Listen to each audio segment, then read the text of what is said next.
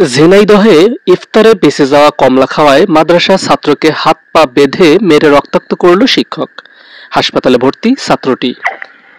ঝিনাইদহ সদর উপজেলায় ইফতারে বেঁচে যাওয়া 2 কুয়া কমলা খাওয়ায় মাদ্রাসা ছাত্রকে হাত পা বেঁধে পেটানোর অভিযোগ উঠেছে এক শিক্ষকের বিরুদ্ধে। ঘটনার পর থেকে তিনি পলাতক রয়েছেন।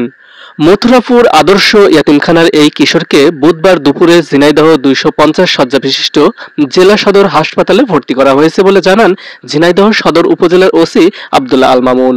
ওই ছাত্রের পরিবারের লোকজন জানিয়েছে, সকালে এতিমখানার ভিতরেই এ নির্যাতনের ঘটনা ঘটে।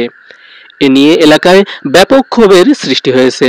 পরিস্থিতি বুঝতে পেরে এতিমখানা ছেড়ে পালিয়ে যান শিক্ষক হাফেজ ইমরান হাওলাদার। এতিমখানার পরিচালনা কমিটির সভাপতি মোহাম্মদ আলাউদ্দিন বলেন, সোমবার এক ব্যক্তি এতিমখানায় শিশু কিশোরদের জন্য ইফতারের আয়োজন করেন। ইফতার শেষে কয়েকটি কমলা বেঁচে যায়। সেখান থেকে কিশোর ছাত্র 2 কুয়া কমলা খেয়ে ফেলে। বিষয়টি জানতে পেরে বুধবার সকালে শিক্ষক হাফেজ ইমরান হাওলাদার ওই ছাত্রকে ডেকে নিয়ে নির্যাতন করেন। এতিমখানা পরিচালনা কমিটি বিষয়টি জানার পরই বৈঠকে বসে। তার আগে শিক্ষক ইমরান পালিয়ে যান। তাকে সাময়িকভাবে চাকরিচ্যুত করা হয়েছে। আলাউদ্দিন বলেন, ওই ছাত্রকে ঝিনাইদহ সদর হাসপাতালে ভর্তি করা হয়েছে। তিনি সদর থানায় মামলা করেছেন। ঝিনাইদহ সদর থানার ওসি আব্দুল্লাহ আল মামুন বলেন, এ ব্যাপারে তদন্ত শুরু হয়েছে। ঘটনাটি জানার পর এলাকাবাসী এতিমখানায় এসে ক্ষোভ প্রকাশ করেন। তারা ওই শিক্ষকের বিচারের দাবি জানান।